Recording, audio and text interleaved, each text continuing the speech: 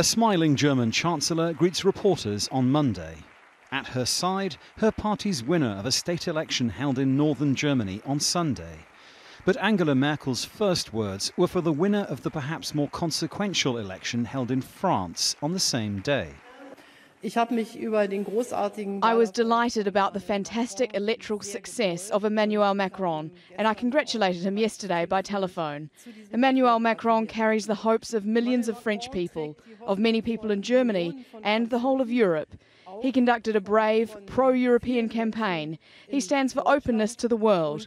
He stands firmly behind a social market economy, and we know that Germany and France are bound by fate.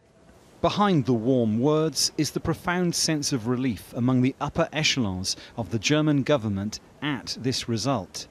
Their fears of a Le Pen presidency had prompted the foreign minister to use scathing words about the National Front leader.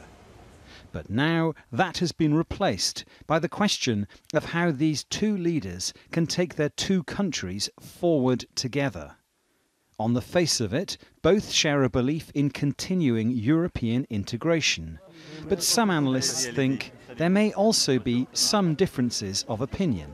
Both Macron and Merkel, they have an agenda for Europe, and that agenda is not identical, but it can be complementary. And that has to do with finding a framework in which both French and Germans trust in the ability to spend more, to invest more. The gloomy weather here in Berlin cannot dampen the warmth of the welcome that Emmanuel Macron will receive when he makes his way here in the not-too-distant future, nor the underlying strength of the relationship between these two countries, which is the driving force behind the EU. But before Macron comes, first is the turn of the outgoing French President, Francois Hollande, for one last bilateral meeting with Angela Merkel.